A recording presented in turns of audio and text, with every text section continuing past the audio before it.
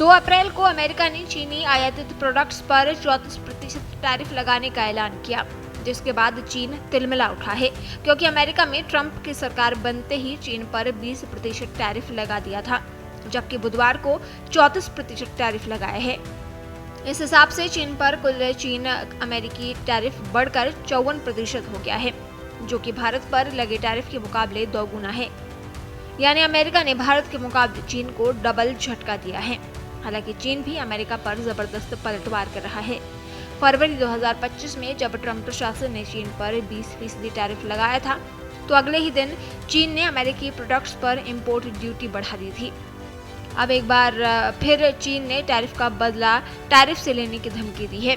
साथ ही चीन ने डोनाल्ड ट्रंप के टैरिफ पर प्रतिक्रिया देते हुए कहा कि ट्रेड वॉर में कोई विजेता नहीं होता है और चीन भी अपने हितों की रक्षा के लिए जवाबी कदम उठाएगा।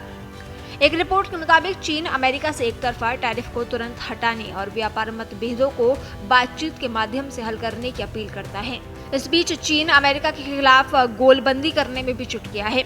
आपको बता दें, अमेरिका ने सबसे पहले चीन पर 10% टैरिफ की घोषणा की थी, जिसे बाद में दोगुना करके 20% कर दिया गया, जिससे चीन ने अमेरिकी आयात पर 10 से 15% तक अतिरिक्त टैरिफ भी लगाया।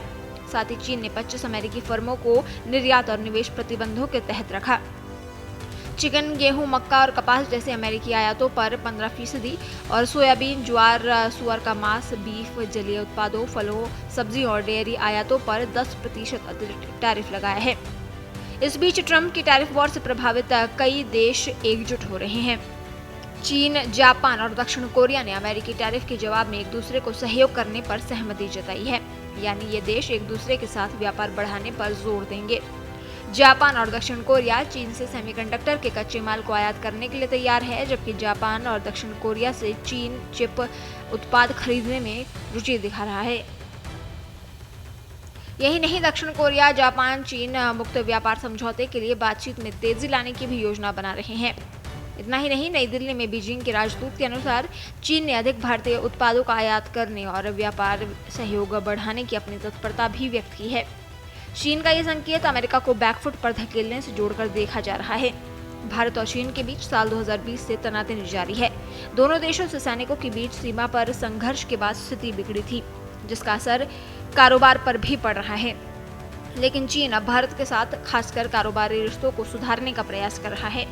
ये भारत के लिए फायदेमंद साबित हो सकता है। चीनी राष्ट्रपति शी जिनपिंग ने भारतीय राष्ट्रपति द्रौपदी मुर्मू से कहा कि दोनों देशों को और अधिक निकटता से सहयोग करना चाहिए। चीन ने कहा है कि वो भारत के सबसे ज्यादा प्रोडक्ट्स का आयात करेगा। भारत में चीन के राजदूत शू वेइहोंग ने एक इंटरव्यू में कहा, हम व्यापार और अन्य सेक्टर में व्यावहारिक सहयोग को मजबूत करने और चीनी बाजार के लिए उपयुक्त अधिक भारतीय उत्पादों का आयात करने के लिए भारतीय पक्ष के साथ काम करने के इच्छुक हैं।